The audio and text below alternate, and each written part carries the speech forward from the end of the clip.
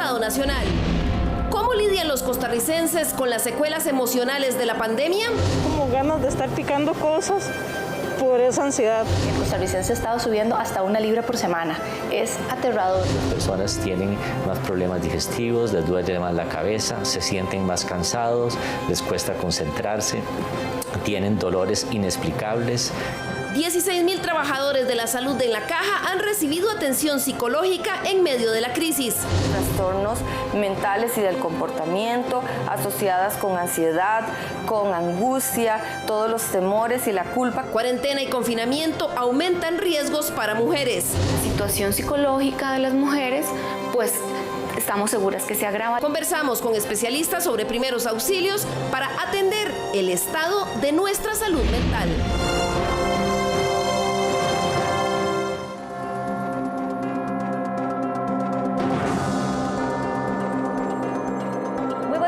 Bienvenidos a una nueva edición de Estado Nacional, hoy domingo 9 de agosto, cuando ya han transcurrido 5 meses y 3 días desde que vivimos el primer caso de COVID-19 en Costa Rica. Y es que la tensión, el miedo y la incertidumbre que toda la población ha sentido desde ese primer caso empieza ya a hacer mella en la salud mental de los costarricenses. Por eso hemos querido dedicar el día de hoy el programa a este tema. Y para eso, permítame presentarle a nuestros invitados. En primer lugar, tenemos a don Óscar Valverde, quien es presidente del Colegio de Profesionales en Psicología. Buenos días, don Óscar. Buenos días, Liliana. Muchas gracias por la invitación. Gracias a usted. También nos acompaña el doctor Francisco Golcher, quien es jefe de la Secretaría de Salud Mental del Ministerio de Salud. Buenos días y gracias por la invitación. A usted las gracias. Y se integra con nosotros también la licenciada Gina Coto, quien es jefa del Servicio de Trabajo Social del Hospital San Juan de Dios. Doña Gina, un hospital que sin duda, desde el punto de vista del personal médico, ha tenido un impacto mental fuerte. Buenos días, muchas gracias. Un placer estar aquí, compartir con ustedes cuál ha sido la experiencia del Hospital San Juan de Dios y de todas las personas que trabajamos en este centro de salud en la atención de esta pandemia. Claro. Hoy vamos a hablar de 3 cosas. En primer lugar, del impacto en la salud mental de la población en general, también de lo que está pasando y viviendo psicológicamente todo el personal de salud, y además la carga que esto ha significado para las mujeres y los niños, comenzando por el confinamiento que tuvimos que vivir en las primeras semanas. Y es que el insomnio, cambios en hábitos alimenticios, cambios en el humor, son algunas de esas primeras muestras que están dando algunos costarricenses. Quizás usted o en su familia ya hay algunas personas que lo están sintiendo. Son sentimientos que compartimos todos ante la incertidumbre de una pandemia y en medio también de la crisis económica en ciernes que está por venir. Veamos este recuento. La incertidumbre generalizada que vivimos por la pandemia impacta sin duda la salud mental de la población y miles de costarricenses lo están sintiendo en carne propia desde hace meses. Ese es el caso de Pablo Campos, quien tuvo un trabajo formal durante los últimos 12 años como vendedor en una agencia de autos. La pandemia de pronto lo dejó con contrato suspendido y múltiples obligaciones. Algo impactante, no se puede dormir, saber que las deudas siguen, que no perdonan. Los bancos perdonaron 3 meses, pero ya después de ahí todo sigue. Es algo bastante feo, como le digo, una estabilidad de 12 años y de un pronto a otro decirle van para la casa, temporalmente suspendidos. Se suponía que era 1 mes y ya vamos por 4 meses y medio. Claro. ¿Le dio ansiedad? ¿Usted qué cosa sintió cuando ya empezó a tener, digamos, ese estrés? Sí, ansiedad, insomnio, como dice usted, taquicardia también, mucho estrés, es bastante complicado. Sin tiempo en qué pensar, decidió iniciar un negocio para vender churros a domicilio y de momento así se mantiene.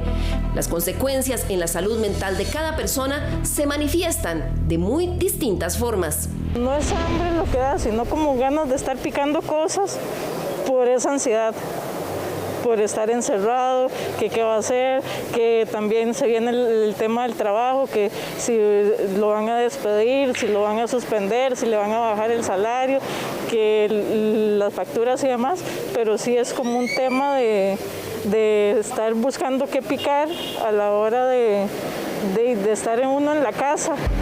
Lo que relata Dania, según los expertos, es algo común en los últimos meses en el país. El costarricense ha estado subiendo hasta 1 libra por semana. Es aterrador, porque ya sabemos además que todo esto va de la mano con aumentar los factores de riesgo que tenemos por el COVID. Al temor de contagiarse o morir por la enfermedad del COVID-19, se une la incertidumbre laboral y económica ante la posibilidad de perder el empleo, así como las fricciones por la convivencia a la que obligan la cuarentena y el confinamiento. Es que yo no puedo estar en la casa, Linda. Yo en la casa me pongo nervioso. ¿Por qué? ¿Por qué? Porque estoy acostumbrado a salir de la casa. Yo me levanto, me baño y tomo café y salgo. ¿Y qué le da si se queda encerrado en la casa? Y me dan nervios. Esto sin contar el cambio radical en múltiples dinámicas, como la laboral, la social, la escolar y otras. Es sin duda mucho y de golpe. Por eso las consecuencias ya son evidentes en gran parte de la población. Mucho del estrés desemboca luego en cuadros de ansiedad. Entonces las personas tienen más problemas digestivos, les duele más la cabeza, se sienten más cansados, les cuesta concentrarse. Tienen dolores inexplicables que no son causados por nada que pueda justificarlos. Algunos expertos aseguran que se ha dado un aumento en la consulta, por ejemplo, de ataques de pánico, tanto en hombres como mujeres, sin que la persona sepa que está experimentando una afectación a su salud mental. Generalmente empieza por sensaciones físicas como puede ser palpitaciones, náuseas, dificultad para respirar, mareo, una sensación de que algo muy malo le está pasando. La persona siente que es una situación como casi catastrófica, en donde podría morirse, podría volverse loco, como dice la gente, podría desmayarse y llega a tener una intensidad sumamente grande, y entonces la persona literalmente siente que hay que hacer algo dramático, ir a una sala de emergencias. Los cambios en los hábitos alimenticios también son una consecuencia de esa afectación a la salud mental. Hay muchas personas que todavía no se han dado cuenta que verdaderamente están subiendo de peso y que hay algo que pueden hacer al respecto. Mucha gente le dejó el efecto a la pandemia. Estoy en pandemia, como cuando dicen estoy en Navidad o es mi cumpleaños. Ok, resulta que la pandemia vino para quedarse. O sea, ya no es una cuestión de 1 o 2 meses. O sea, posiblemente todo este año va a ser igual y tenemos que hacer algo al respecto, y algo al respecto ya. No podemos esperarnos. Entonces, hacer actividad física, compras en el súper inteligentes, meditar, dormir bien, son algunas de las cosas básicas que tienen que ser parte de nuestro diario vivir. En el caso de los desórdenes en hábitos alimenticios, es importante entender que una mala alimentación puede llevarnos a empeorar situaciones como la obesidad, la hipertensión y diabetes, que son precisamente los factores de alto riesgo para el COVID-19. Por eso, es importante que usted le preste atención y ponga manos a la obra. ¿Cuánto estrés me estoy comiendo por la situación que estoy viviendo y qué estoy dispuesto a cambiar para dejar de comerme el estrés? Porque es que nos comemos la ansiedad y es muy fácil y no nos damos cuenta. Mucha gente le ha pasado que como en la pandemia pasan en pijamas, no se dan cuenta. Entonces yo los invito, vayan al closet, saquen el pantalón que se ponían en febrero, a ver cómo está. Es una forma de darnos cuenta qué está pasando con nosotros. Y esa es la meta, volver a ponérselo ojalá en un par de meses. Bien, estas son parte de esas consecuencias o esas secuelas que están sintiendo algunas personas que solamente por estar en el confinamiento. Pero, doctor Golcher, también está el caso de las personas que ya tienen los pacientes en su casa o que empiezan a ver a la gente enfermarse cerca de ellos y esto genera una especie de pánico.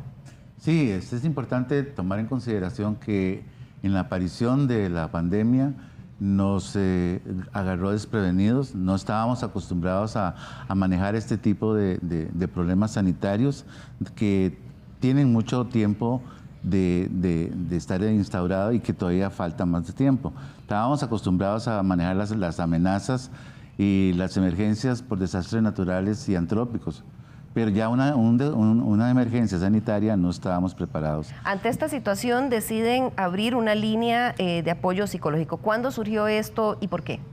Esto surgió alrededor de febrero, marzo de este año, en donde el despacho del señor ministro hace una solicitud expresa al sistema de emergencias 911 y al haber el aval, también con el apoyo del Colegio Profesional de Psicólogos en Costa Rica, logramos hacer la apertura de esta línea de atención a los problemas que tenía. Al principio era una línea de información al ciudadano.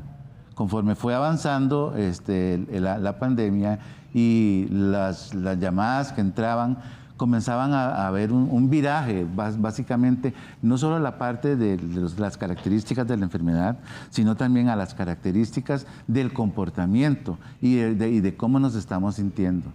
Ahí fue donde precisamente se dijo, nosotros tenemos que darle un servicio a la población, y en la línea 1322 se abre el despacho de atención psicológica.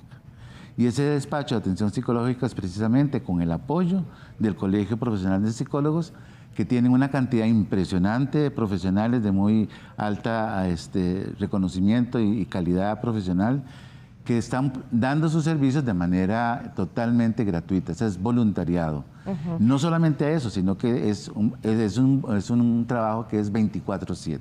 Vamos a ver, doctor, voy a pedirle a nuestros compañeros que mostremos una pantalla donde está la información de esta línea para recordarle a los costarricenses. Se trata del despacho de ayuda psicológica. Ahí tenemos el número de teléfono, es la línea 1322, que es donde las personas pueden hacer sus llamadas. Está 24/7, como decía el doctor, y las personas solo tienen que utilizar el teléfono. Otro de los recursos que se ha abierto recientemente es la línea Aquí Estoy, que es un esfuerzo entre el Ministerio de Educación Pública y nuevamente el Colegio de Profesionales en Ciencia, de Profesionales Psicológicos, y ahí es el número 22-72-37-74, y se atiende en el horario de 8 a 12 mediodía y de 1 a 5 p.m. para que usted, si requiere de estos servicios, pueda acudir a ellos.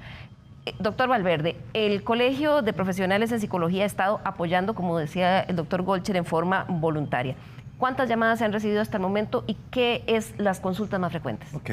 Sí, efectivamente, el 4 de mayo fue que se abrió formalmente el despacho de apoyo psicológico, y desde ese entonces hasta el 3 de agosto contamos con 2.666 llamadas.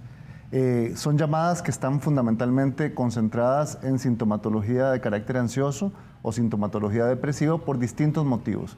De hecho, los 4 primeros motivos de consulta son fundamentalmente el temor al contagio propio. De hecho, la nota que ustedes plantean es exactamente la radiografía de los porcentajes de estas llamadas, porque es el temor al contagio propio de otros significativos, problemas relacionales o de convivencia, aislamiento y abandono, y problemas económicos o laborales. Entonces, son estos 4 elementos que disparan naturalmente una reacción de hiperalerta, de ansiedad o de depresión en las personas que llaman. ¿Hay precedente de una iniciativa como esta ante una emergencia? En Costa Rica no. En Costa Rica no hemos tenido, esta es la primera vez que estamos haciendo como historia.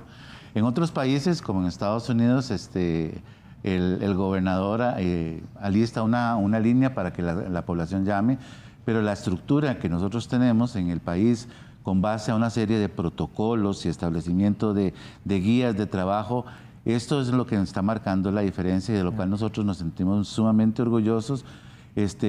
Como país, muy agradecidos con el Colegio Profesional de Psicólogos de Costa Rica, y es algo que en las reuniones internacionales hacemos mención a eso para que otros países hagan la misma experiencia. Pero eso me lleva a preguntar, doctor Valverde, si ante la magnitud de un impacto a la salud mental de las personas como ¿es suficiente con que sea una iniciativa con voluntariado? No. ¿Cuántos psicólogos hay ahí? ¿Debería ser esto más institucional? Muy bien. Efectivamente, es algo que hemos venido conversando ya con las autoridades de salud. Obviamente, tal como lo dice don Francisco, nosotros nos sentimos muy orgullosos, incluso nuestros profesionales, porque dieron un paso al frente y están donando su tiempo y su experiencia para apoyar a la respuesta nacional, ¿verdad? Y en ese sentido hay un compromiso social de relevancia.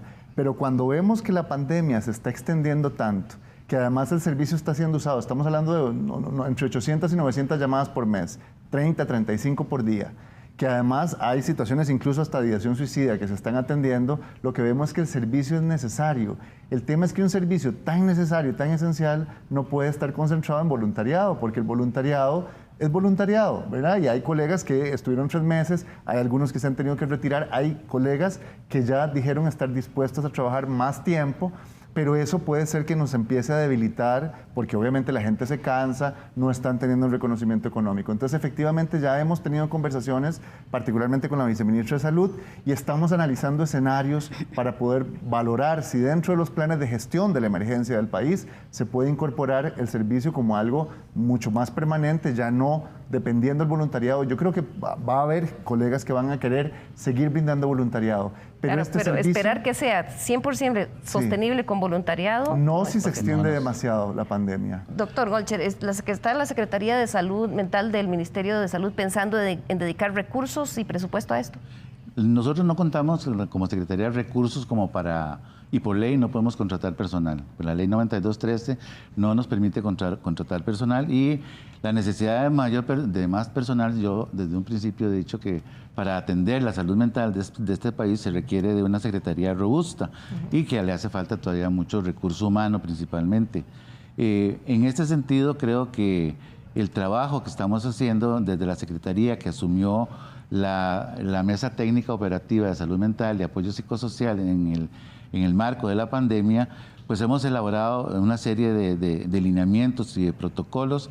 Estamos trabajando ahora con la mesa social, de protección social, y ahí trabajar con la parte con adultos mayores y utilizar parte de los lineamientos que nosotros usamos, los compartimos con los lineamientos de la población adulta mayor, que es el seguimiento en comunidad. Esto significa que no nos podemos quedar en el nivel central, sino que lo que tenemos que hacer es bajar a lo local, que en el espacio de lo local es donde se dan las cosas. Ahora, y ahí hay actores muy importantes. Yo recuerdo que en el 2018 la Contraloría General de la República había hecho una evaluación sobre la Política Nacional de Salud Mental y había señalado muchas deficiencias. Por ejemplo, en aquel momento decía que para el 31 de agosto del 2018, que solo creo que un 27-28% de las metas se habían cumplido. Yo no sé si ese desempeño ha mejorado, pero no sé si una amenaza como esta a la salud mental al país, que quizás vaya a ser histórica, sea el momento para cambiar y redireccionar y poner foco. ¿Ha mejorado ese desempeño de la Secretaría de Salud Mental? Hemos hecho cosas muy importantes a lo largo de todos estos meses. Desde el 2017, en que yo asumo la Secretaría Técnica de Salud Mental, hicimos un replanteamiento y un redireccionamiento de lo que le correspondía a la Secretaría Técnica y el manejo con el Consejo Nacional de Salud Mental. Bueno, ojalá que para este caso específico, digamos, de esta amenaza a la salud mental, es algo que están pensando tomar en cuenta ya con contenido presupuestario y demás. En contenido presupuestario eso se maneja a otro nivel y tiene más que ver con algo más de tipo político y manejo de la política económica y financiera del país. No, pero estamos hablando de la política de salud mental, no económica ni financiera. Y yo me imagino que la Secretaría tiene algún presupuesto. Están pensando que este tema de salud mental si este tema de salud mental durante pandemia va a ser prioritario para la Secretaría de Salud Mental. Es tan prioritario que nosotros asumimos la Mesa Técnica Operativa de Salud Mental.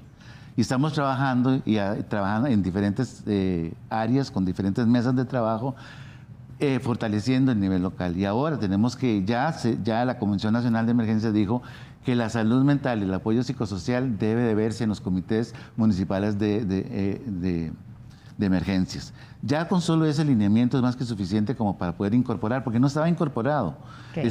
Teníamos lineamientos, tenemos un protocolo, pero que la pandemia ha ahogado al personal y está básicamente en el seguimiento de la pandemia, pero el aspecto de salud mental, que todos lo hemos visto y que todos lo estamos sufriendo, es algo que muchas veces se siente como un recargo de funciones. Claro. Doctor Valverde, ¿cuán importante es empezar a poner esto en el mapa de prioridades? Sin duda es de prioridad número uno, porque efectivamente, digamos, el gobierno de Costa Rica ha actuado súper bien. O sea, yo creo que nosotros tenemos, más allá de lo que se diga en redes sociales, de ver que el país ha logrado contener la epidemia de una forma realmente magistral. O sea, el grado de letalidad que vivimos en Costa Rica es la más baja de América Latina.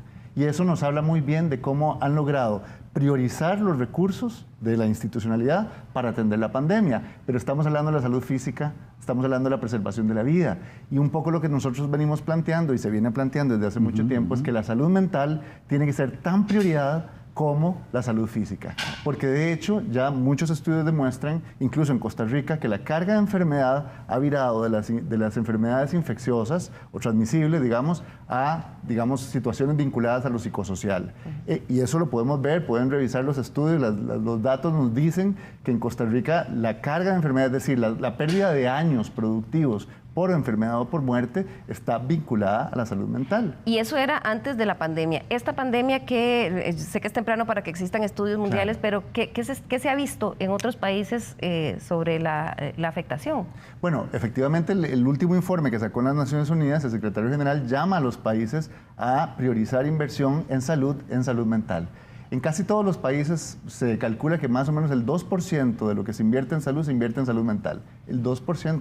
Eso es realmente nada. Eso obviamente tiene que ver con modelos tradicionales concentrados en lo biomédico, probablemente, y porque además, obviamente, en algún momento de la historia de la humanidad, la concentración de la atención de la salud tenía que ser en lo biomédico. Pero en este momento, lo biomédico lo hemos resuelto muy bien por la investigación, por los desarrollos científicos y tecnológicos, pero la salud mental ha quedado, incluso se le llama la cenicienta, digamos, de la salud. Entonces, en ese sentido, sin duda, creemos que en Costa Rica, yo sé que se hacen esfuerzos, o sea, yo tengo claro que se hacen esfuerzos, es necesario efectivamente seguir invirtiendo en eso. Y lo que se ha dicho en el último informe de las Naciones Unidas es que si no se atiende la salud mental en la pandemia, lo que pueden haber son secuelas enormes posterior a la pandemia. En el largo plazo. En el largo plazo. Podemos hablar que la cuarta ola de la pandemia son las afectaciones en salud mental. Correcto. Entonces, para poder trabajar y prevenir eso, no solamente es en el personal de salud que está en primera línea, que hay que darles atención porque está en un proceso ya de agotamiento y llegando al síndrome de burnout, como ahora lo vamos a ver más adelante, pero también en la población. Y hay que trabajar desde una perspectiva de un modelo comunitario, donde es con la comunidad, para la comunidad y en la comunidad que las cosas se dan y se trabajan. Claro, y ahí pero es tiene que haber vienen las acciones que estamos planeando. Una política nacional con estrategia.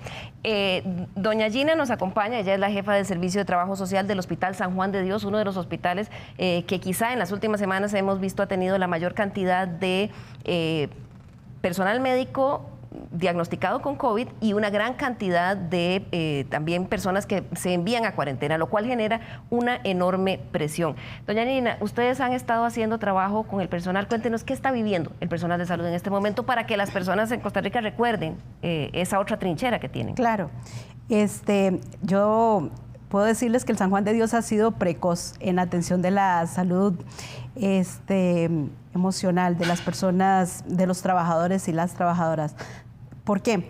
El primer caso de COVID en Costa Rica se da el 6 de marzo. Creo que es algo que no vamos a olvidar, ¿verdad? 2 semanas después ya estaba el San Juan de Dios, tenía un equipo interdisciplinario muy robusto, integrado por psicología, salud mental, trabajo social y psiquiatría. Desde esa fecha, este equipo ha estado muy organizado, trabajando mano a mano. ¿Cuáles son las demandas del personal de salud? ¿Cuáles son las demandas? ¿Qué están sufriendo ellos ahí? Ok, por etapas. Y escucho a los compañeros hablar y coincido totalmente. La primera etapa fue un temor al contagio. La primera. Y ni siquiera teníamos casos en Costa Rica, y es importante señalar eso. Ni siquiera habían casos en Costa Rica y ya existía ese temor, esa angustia en el personal de salud. ¿Cómo vamos a enfrentar? El doctor Golcher señalaba que nos estamos enfrentando a algo desconocido. Yo agregaría algo inimaginario. No teníamos idea de lo que íbamos a enfrentar. Entonces, recibir como jefatura profesionales que llegan y te dicen, a mí no me mande a atender COVID, a mí no me mande a un salón, yo no voy a trabajar. Con miedo y con un miedo increíble, con un miedo. Pero ha sido muy interesante, porque después todo este temor, muchas personas, y yo diría que la mayoría lo volcaron en un compromiso que uno no puede dejar de nombrar. Un compromiso de dedicación, de empatía, de acompañamiento. Entonces, ¿qué es lo que está pasando ahora? El desgaste, ¿sí?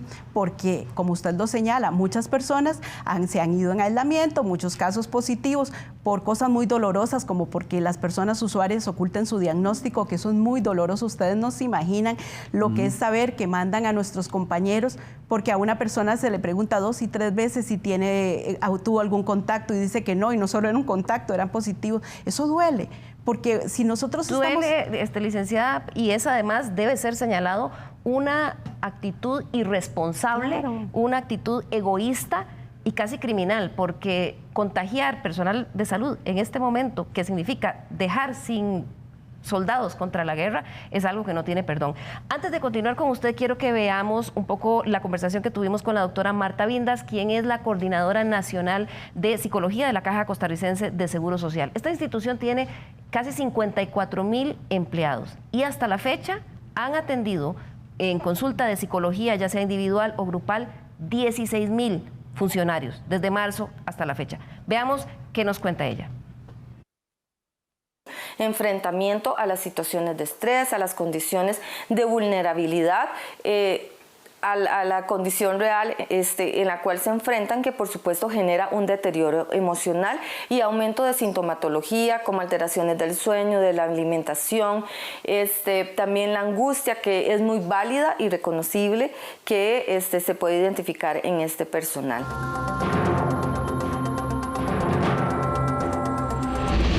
Primera etapa de la pandemia experimentamos situaciones como las crisis emocionales con sintomatología asociada a ansiedad, angustia, temores, toda la parte de alteraciones en mi funcionalidad, en mi cotidianidad, desde alteraciones del sueño, en la alimentación, hasta mi conducta con el vínculo social en el que yo estaba acostumbrado a convivir. Luego comenzamos a trabajar toda la etapa de desgaste emocional, de desgaste psicológico, por supuesto asociado a un desgaste físico y a una exposición a pues una carga laboral diferente, ¿verdad? Entonces, todo este desgaste emocional, lo que llamamos en burnout o el estado de quemado, lleva un abordaje diferente. Otra etapa que también pues esta realidad nos ha expuesto es la situación de duelo, como usted bien lo menciona, de las personas que lamentablemente han fallecido por COVID-19. Entonces, los médicos y las enfermeras y todo el personal en salud está expuesto a convivir con esta familia, a exponerse a esa muerte que no pudimos pues evitar. Entonces, eso por supuesto conlleva también un desgaste emocional en estos profesionales de salud, que es otro de los temas que estamos trabajando en esta tercera etapa, por llamarla de alguna manera, ya en la fase terminal de estos pacientes.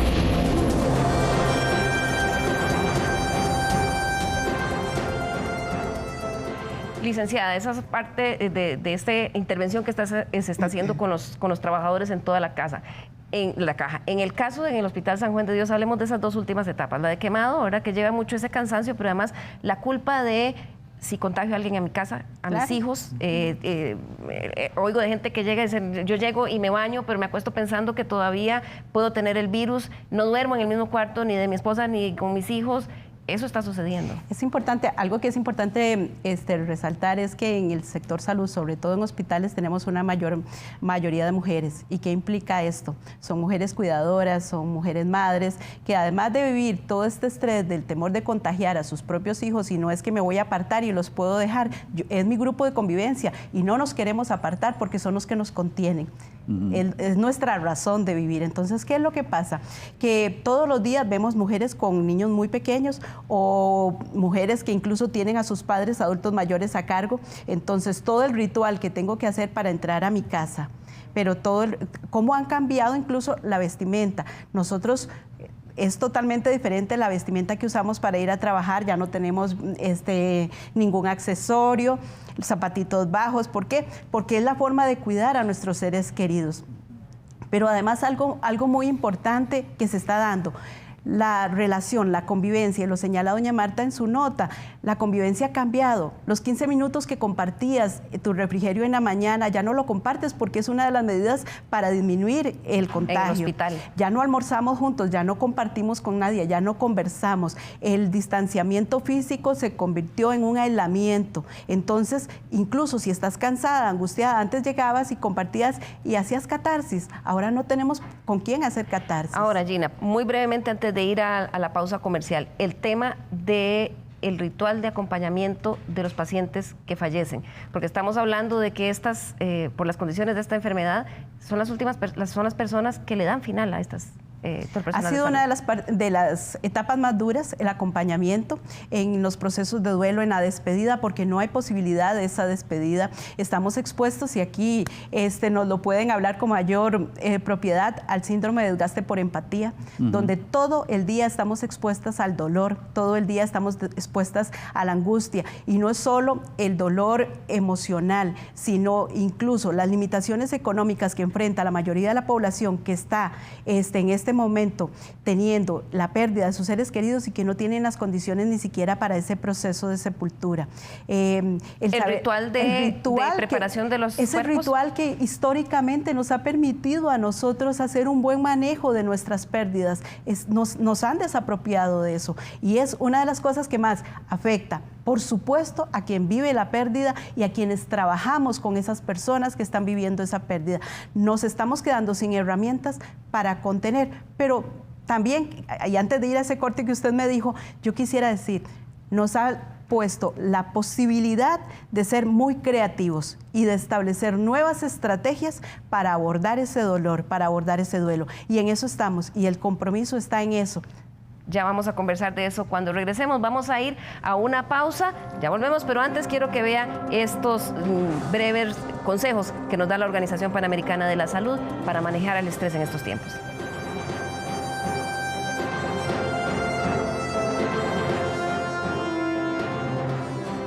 ¿Qué podemos hacer? Hablar. Cuando sientas mucho estrés y preocupación, hablar con personas de confianza puede ayudar. Contacta a tus amigos y familiares. Mantener un estilo de vida saludable. Si debes quedarte en casa, sigue una dieta adecuada. Haz ejercicio físico, mantén patrones de sueño regulares y sigue en contacto con tus seres queridos en casa y por correo electrónico, teléfono o videollamada.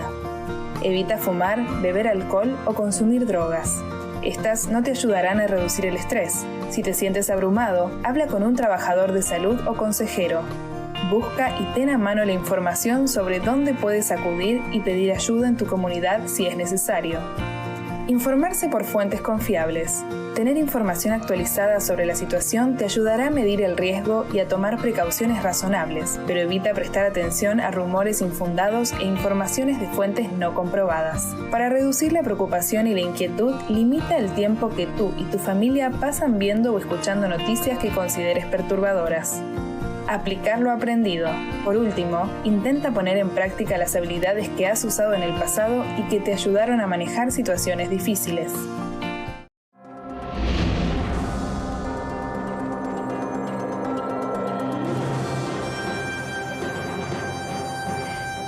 Gracias por continuar con nosotros de nuevo aquí en Estado Nacional. Hoy estamos hablando sobre el impacto en la salud mental de los costarricenses ante la pandemia. Y antes de continuar, quiero comentar con nuestros especialistas una campaña de comunicación en salud que dio mucho que hablar esta semana. Se dio en Pérez Celedón cuando el Ministerio de Salud, en conjunto con la Cámara de Comercio Local, presentó estas vallas que estamos viendo en este momento, unas vallas que en teoría están hechas para mover a la acción a la gente a que siga las medidas sanitarias para evitar el contagio. Sin embargo, algunos sectores han dicho que es una campaña basada en el miedo y que lo que puede generar en momentos en donde hay tanta tensión, tanta ansiedad en el público, puede ser más bien un efecto contrario, un efecto de paralización.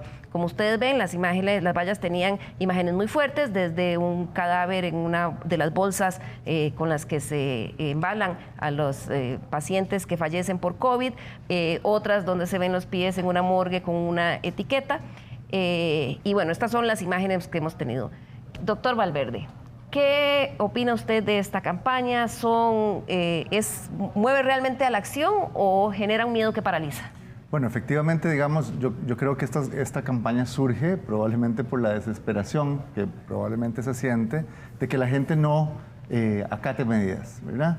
Sin embargo, hay muchísimos estudios, digamos, que han planteado que la pedagogía del terror o la comunicación basada en el miedo puede tener un impacto, sin duda que sí, pero es un impacto corto y que paraliza a las personas. En realidad no ayuda al cambio de comportamiento. Desde su punto de vista profesional, ¿qué le pareció de la campaña? Efectivamente, creo que no era la mejor forma de transmitir los mensajes que queremos. En realidad, los mensajes que queremos transmitir son mensajes que van orientados al cambio, al cuidado, a la protección, a la autoprotección. O sea, son valores que eso sí nos mueven a cambiar. De hecho, hay dos colegas en el Instituto de Investigaciones Psicológicas de la UCR que están trabajando todo este tema de análisis de la comunicación basada en el cambio de comportamiento, y creo que es importante escucharlos porque ellos plantean una serie de elementos que están basados en valores que sí tenemos que comunicar, es decir, cómo podemos asegurar que si somos un grupo de referencia tenemos referentes modelajes de comportamiento que van orientados al cuidado de los otros, a la protección,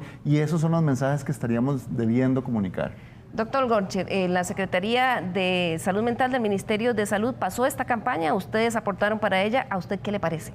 Bueno, esta campaña no surge de la Secretaría Técnica de Salud Mental, ni tiene el aval de la Secretaría, porque eso responde básicamente a una necesidad, como dice Oscar, obedece a la desesperación que señalan en la región de Pérez Celedón. Pero está avalada por el Ministerio de Salud, tiene los logotipos del Ministerio de Salud.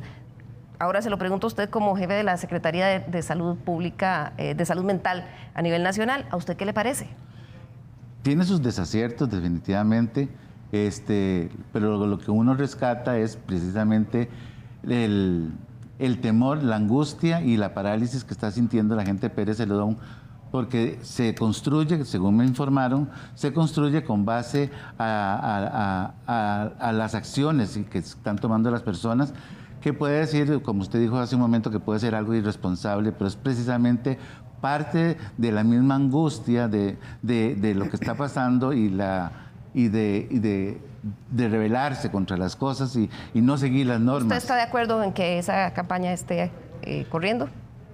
No me pidieron criterio técnico, entonces yo no me puedo referir a eso. Bueno, vamos a continuar con el otro tema que les prometí que vamos a abordar hoy, y es el impacto que está generando esta pandemia en la salud mental de las mujeres y los niños. Las mujeres y los niños son quienes más han estado sufriendo las consecuencias, sobre todo del tema del confinamiento, las cuarentenas. Veamos este recuento. De la noche a la mañana, los niños no solo dejaron de ir a la escuela, ver a sus amigos y socializar con ellos. De golpe han tenido que acostumbrarse a clases virtuales algunos y otros a tratar de seguir aprendiendo en casa, ya sea usando el teléfono o esperando que les envíen materiales impresos, y dependiendo de la ayuda que puedan darles sus padres. Están constantemente además escuchando noticias atemorizantes sobre el virus, ven a sus padres tensos y deben lidiar con un confinamiento muchas veces no en las mejores condiciones. Todo esto impacta su ánimo, aunque no entiendan muy bien por qué. Algunos niños están teniendo cambios en su estado de ánimo, se ven como depresivos, pierden como interés, pierden entusiasmo. Algunos niños se ven irritables, que están como más intolerantes o más irritables. Los expertos insisten en que es vital dosificar el tiempo que los pequeños pasan viendo noticias negativas, así como mantener en lo posible los horarios para levantarse, estudiar, comer, recrearse y acostarse, para no perder la estructura. También es vital que los padres no transmitan sus temores. Si los padres se muestran igualmente ansiosos o preocupados, que una manifestación es, por ejemplo, estar viendo noticias malas o estar hablando todo el día sobre el virus, entonces los niños se les confirma que están en un estado de alto peligro, que hay una situación muy amenazante. Entonces los padres tienen realmente que tomar un paso para atrás, y ciertamente estamos en una situación en donde es totalmente atípica y tenemos que protegernos y tomar una serie de medidas, pero dentro de la casa hay que tratar de mantener un ambiente lo más posible de positividad. Por otro lado están las mujeres, que en muy distintas formas han visto recargados sus roles al tener que trabajar, enseñar y atender a la familia, todo en casa. Esto se le suma a otros factores que están viviendo las mujeres, que es el recargo en el hogar, ¿verdad? Todo lo que tiene que ver con el cuidado, los chiquitos en la escuela, y eso significa mamás profesoras también, ¿verdad? Sin quitar el trabajo que están haciendo maestras y maestros, pero nos tocó al comienzo todas asumir y volcarnos a ver cómo era que estaba funcionando esto. El cuidado de personas siempre recae sobre las mujeres, y tenemos adultos mayores, personas con discapacidad. Expertos del INAMU afirman que en los últimos meses las denuncias por violencia doméstica se han mantenido o bajaron levemente. Sin embargo, eso no es una buena noticia. Las mujeres se les dificulta el contacto con sus familias, con sus redes de apoyo, no pueden salir a pedir ayuda, hay un control sobre el manejo del teléfono, por ejemplo, hacer una llamada, mandar un mensaje. Todas esas situaciones dificultan la posibilidad de que ellas puedan pedir ayuda. Tan solo en las últimas 2 semanas se han dado 4 asesinatos violentos de mujeres, 3 de ellos en el hogar. A pesar de las restricciones que impone la cuarentena, el confinamiento o la tensión que puedan generar en un hogar la pérdida de empleo, los expertos insisten en el llamado a que las mujeres en riesgo pidan ayuda.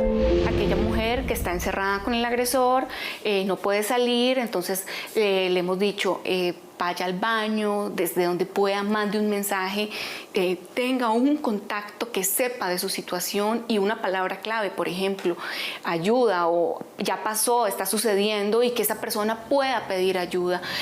Si no lo puedo hacer, buscar, acercarme a una ventana y pegar gritos, necesito ayuda, como lo hemos visto en algunos de los casos, por ejemplo, de las muertes violentas que han ocurrido últimamente. Son 2 casos. Por un lado, las mujeres que están en sus casas recargadas de roles, pero sin exposición al riesgo. Recientemente hablaba con una joven madre profesional, madre de 4 hijos, muy exitosa, que trabaja en el sector de servicios, haciendo teletrabajo en su casa, y me decía, bueno, esto ha sido muy duro, porque tengo los 4 chiquitos, además tiene 2 de colegio, uno pequeño y uno de primaria y otro de kinder. Y entonces ella decía, para mí lo peor de todo esto ha sido la escuela en casa, doctor Valverde. Sí. Y uno diría, bueno, pero está con los chiquitos. Esto ha sido una carga muy fuerte. Es demasiado fuerte, efectivamente, porque además en esta situación de confinamiento lo que se hacen es que se desdibujan los límites entre los roles. No hay transición alguna. O sea, la mujer está al mismo tiempo teletrabajando, que eso yo siempre planteo, no es cualquier teletrabajo, es teletrabajo en pandemia. Ya de por sí hay una angustia, hay una afectación a la salud mental. Encima, tengo que atender a los chicos que están todos alrededor de la mesa, cada uno en su tema educativo, y además, después de que termine el tema educativo, atenderlos en sus demandas, porque ven a su mamá ahí y probablemente quieren tener contacto con la mamá, jugar con la mamá, y la mamá está teletrabajando. Entonces, efectivamente, ese desdibujamiento, digamos, de los límites entre roles y la desaparición de las transiciones entre esos roles genera un desgaste brutal a las mujeres, sin duda. Gina, y en el caso del personal de salud, que además está con jornadas muy largas y que también todas esas enfermeras, doctoras, personal de aseo en los hospitales, de cocina, de lavandería, tienen sus hijos en sus casas. Claro, ha sido uno de los motivos por los cuales más han buscado las personas, los funcionarios y las funcionarias apoyo, porque como lo dice el compañero, ¿qué es lo que pasa? Históricamente el cuidado de los hijos ha quedado en manos de las mujeres. Muchos hombres se han involucrado, pero no en su totalidad. ¿Y qué es lo que está pasando? Que mujeres con dobles jornadas, con triples jornadas, llegan a la casa, son maestras, están colapsando en los centros de salud. Nos están llegan y nos dicen, ya no aguanto, pasé todo el fin de semana haciendo tareas, entre más niños es peor aún, pero no solo es esa parte del recargo, sino que la dinámica familiar en general se afecta.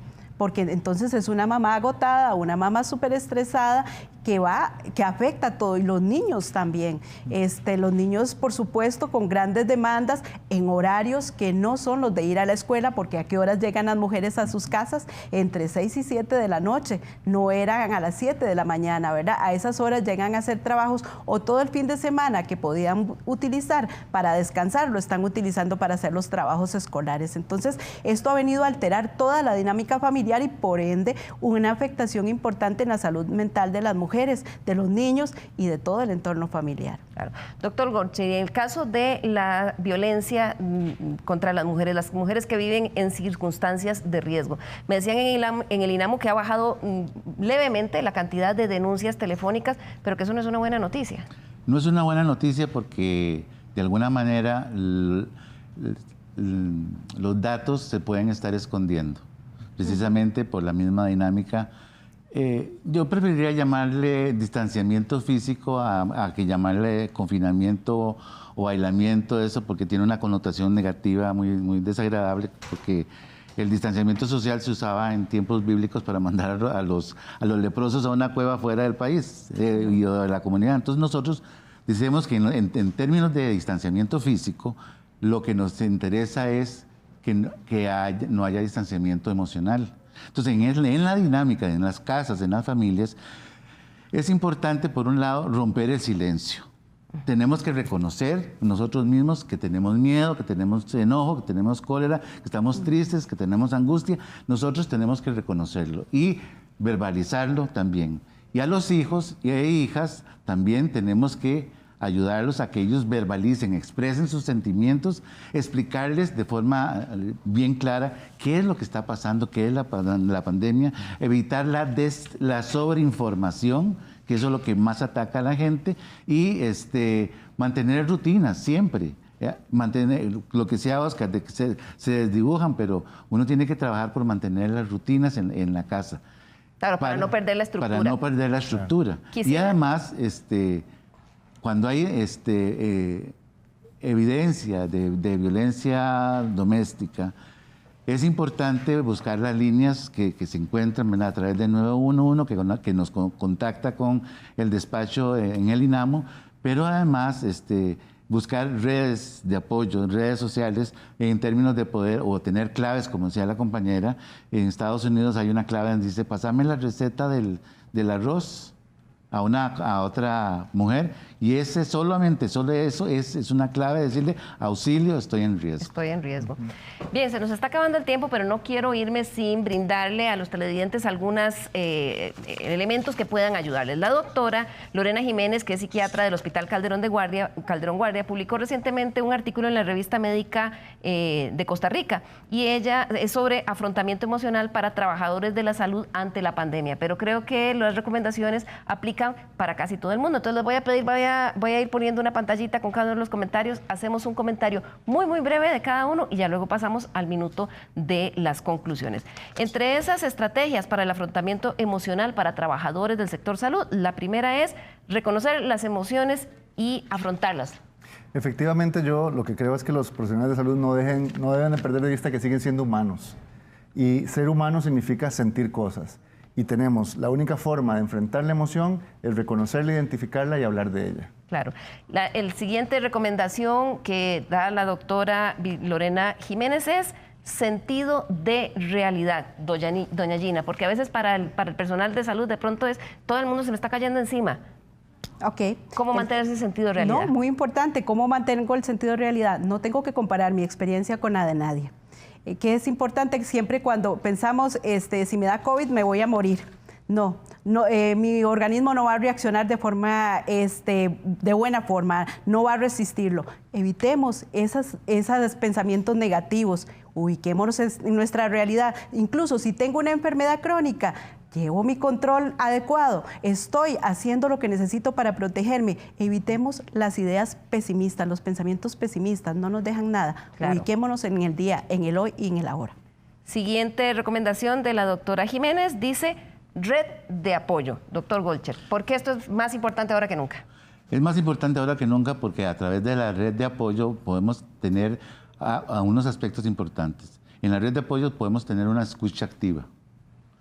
Además de la escucha activa podemos tener el apoyo y la contención, porque al comprender, al sentirnos apoyados entre el grupo social de apoyo, eso nos libera porque rompemos el silencio nuevamente, podemos verbalizar las cosas, disminuye el estrés y la ansiedad, y al sentirnos apoyados y contenidos, nos es más fácil la recepción de recomendaciones o ayudas, que quedamos más permeables a eso. Entonces ya no estamos en esa situación de estar encerrados en nosotros mismos, sino que al compartir, rompiendo el silencio con nuestra red social de apoyo, se libera la presión y podemos tener ayuda. Siguiente recomendación es: proteja el tiempo para dormir y alimentarse, doctor Valverde. La salud mental depende en gran parte de la salud física, y la salud física se protege con adecuados hábitos alimentarios y con suficientes horas de sueño. Así que esto es una de las cosas básicas que deberíamos cuidar: alimentarnos bien y tener horas de sueño. Alguien me decía el otro día que durante esta pandemia se acostaba a las 4 de la mañana todos los días y se levanta a las 2 de la tarde.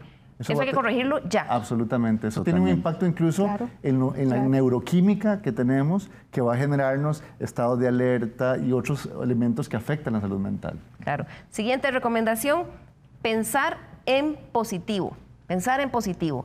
tanto para el personal de salud que está enfrentando esta situación, como para los que están en la casa, incluso los que tienen parientes enfermos, doña Gina? Hagamos un stop inmediatamente. La técnica, la mejor técnica, un alto. Ante cualquier pensamiento negativo, un alto. ¿Y cómo puedo hacer ese alto? No es simplemente que yo digo aquí, hasta aquí llega. Hago actividades que a mí me gustan. Escucho música, pinto, leo, bailo en la casa. Mucha gente cree que porque se cerraron ciertos establecimientos para hacer ejercicio, no puedo hacer ejercicio. Hago ejercicio en mi casa. Es una forma de ocupar mi mente en otras cuestiones que alimentan mi cuerpo, mi espíritu y una actitud más positiva. A eso es lo que tenemos que apuntar. Claro. Bueno, y esto que resumía doña Gina era la última recomendación de este artículo de la revista médica, que es sonría, propicie el humor y agradezca.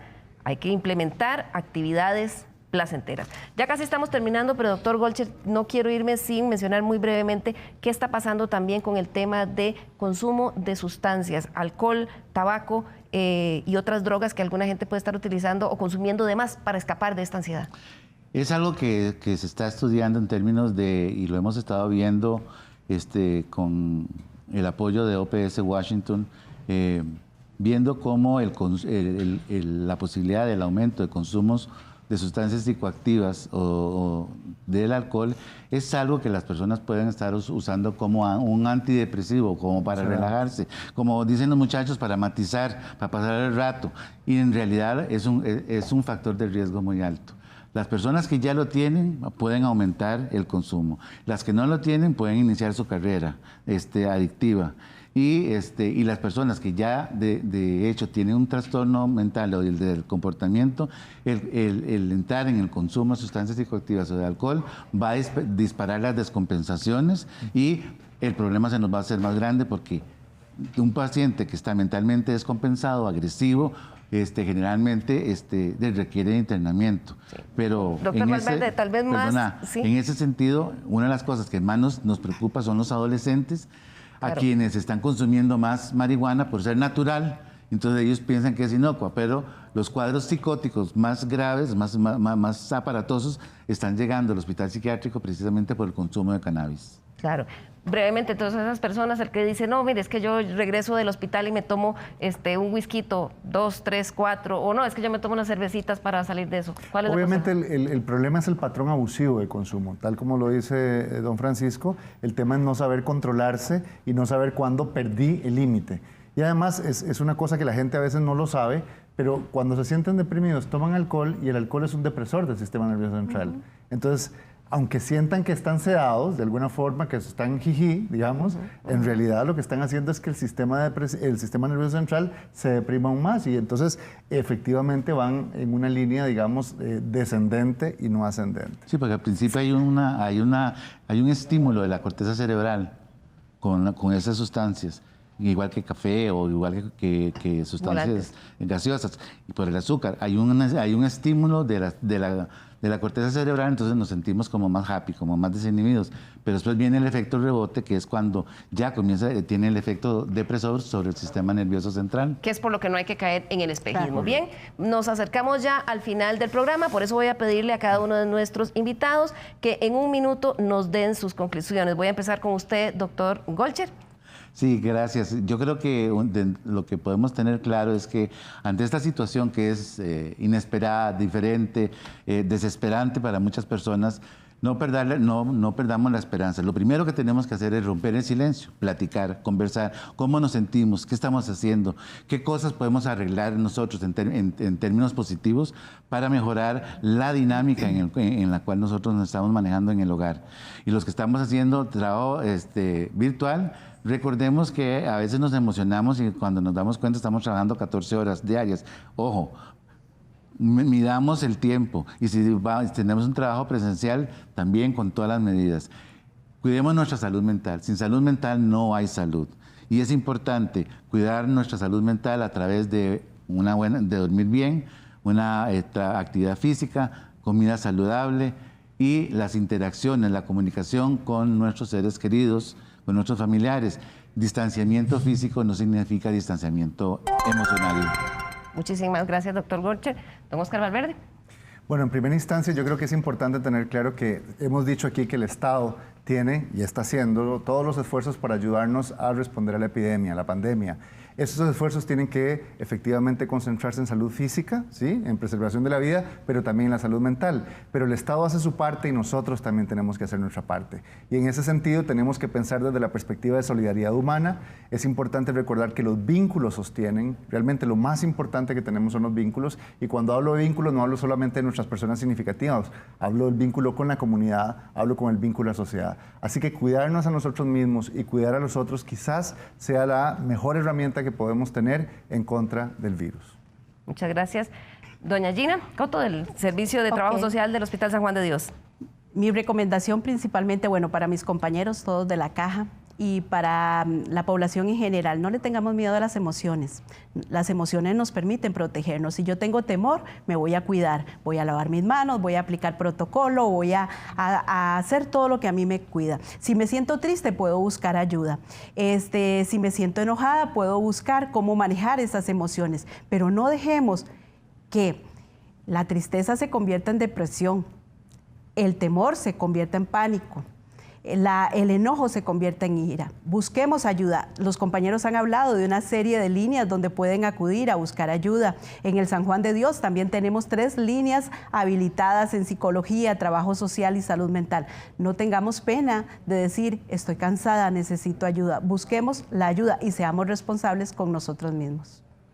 Muchísimas gracias, doña Gina, y creo que en nombre de todos los costarricenses quiero trasladarle a través suyo a todo el personal del Hospital San Juan de Dios y a todo el personal de salud que está atendiendo esta pandemia nuestro reconocimiento, nuestra admiración y el respaldo para ellos. Y que no se nos olvide que personal de salud son todos, incluyendo el guarda que está en cada hospital recibiendo a los pacientes y que está también bajo muchísima presión. Y de ahí para adelante todos los demás. Se nos acaba el tiempo, muchísimas gracias a nuestros invitados. Recordarles que los niños requieren atención y debemos apoyarlos, no los dejemos de lado. Nos vemos el próximo domingo a la misma hora, 10 de la mañana aquí en Estado Nacional.